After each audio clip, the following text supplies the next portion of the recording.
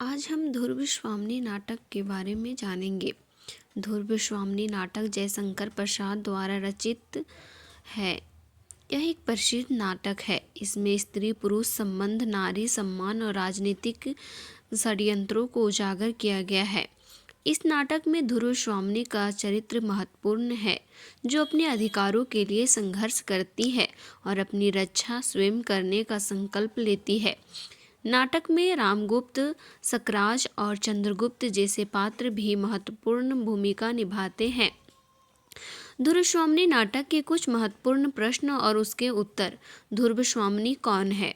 ध्रुवस्वामिनी रामगुप्त की पत्नी और चंद्रगुप्त की प्रेमिका है।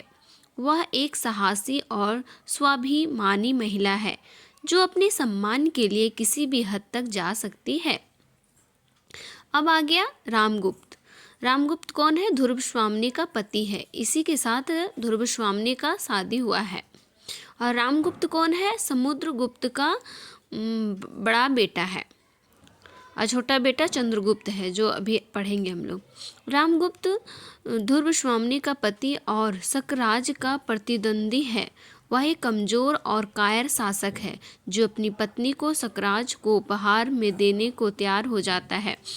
कमजोर और कायर इसलिए बोला गया है क्योंकि जब सकराज बोलता है कि तुम्हें हमसे युद्ध करना पड़ेगा, या तो युद्ध करना पड़ेगा या अपनी पत्नी ध्रुवस्वामिनी को मुझे सौंपना होगा, तो वह युद्ध ना करके अपनी पत्नी ध्रुवस्वामिनी को सकराज के पास जाने के लिए बोल देता है। इसीलिए उसे कायर बोला गया है। सकराज कौन है? सकराज एक महत्वाकांक्षी और क्रूर शासक है, जो ध्रुवस्वामिनी को प्राप्त करना चाहता है और गुप्त साम्राज्य को हराना चाहता है। चंद्रगुप्त कौन है? चंद्रगुप्त रामगुप्त का छोटा भाई है और ध्रुवस्वामिनी का प्रेमी। वह एक वीर और साहसी योद्धा है, जो अपनी प्रेमिका और साम्राज्य को बचाने के लिए रामगुप्त के खिलाफ खड़ा होता है। अब यहाँ पे प्रश्न उठता है कि चंद्रगुप्त को साहसी योद्धा क्यों कहा गया?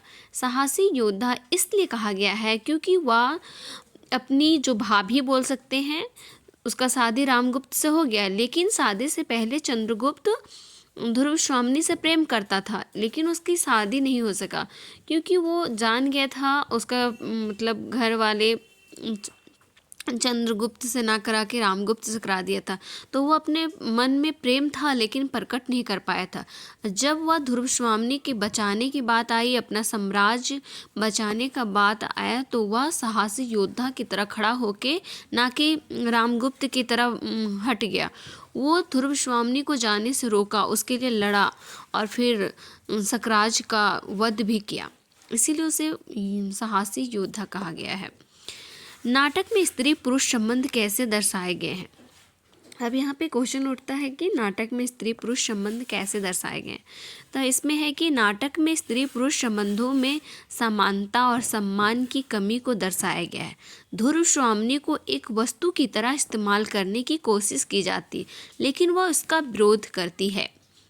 नाटक में नारी सम्मान का मुद्दा कैसे उठाया गया? नाटक में ध्रुवस्वामिनी का चरित्र नारी सम्मान का प्रतीक है। वह अपने सम्मान के लिए लड़ती है और किसी भी पुरुष की अधीनता स्वीकार करने से इनकार करती है।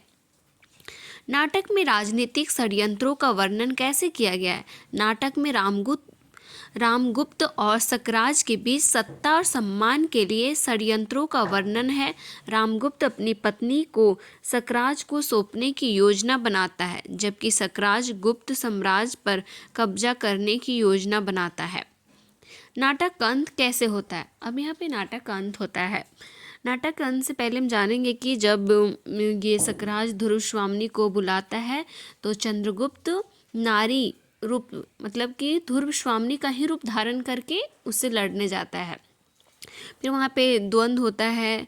उसकी पत्नी, यहाँ पे एक नारी पात्र और है जो सकराज की प्रेमी, शादी नहीं होता है लेकिन शादी होने वाला रहता है, उसे रखता है। तो वो कोमा उससे बहुत समझाती है सकराज को, लेकिन सकराज नहीं समझता है।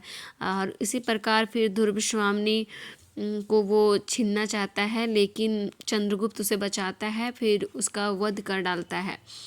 और जब वध हो जाता है, जब वह मर जाता है, तो उसकी मृत्यु का मतलब जो उसका मौत हो जाता है तो उसकी जो डेड बॉडी होती है उसको लेने के लिए उसकी पत्नी बोल सकते हैं या प्रेमिका, कोमा नाम रहता है, वो लेने के लिए आती है।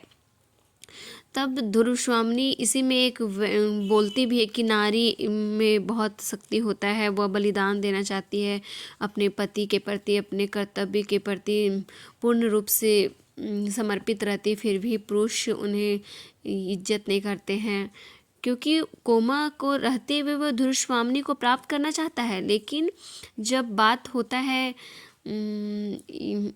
कोमा को अपनाने का, तो वो कोमा को अपनाना भी चाहता है लेकिन ध्रुवस्वामिनी को भी पाना चाहता है।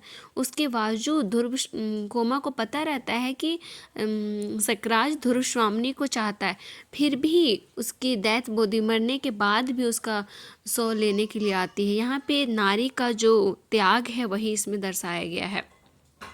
उसके बाद चंद्रगुप्त के मिलन और रामगुप्त के पतन के साथ होता है। चंद्रगुप्त सकराज को मारकर ध्रुवस्वामिनी को मुक्त करता है और गुप्त साम्राज्य को बचाता है। अन्य महत्वपूर्ण बातें हैं, यह एक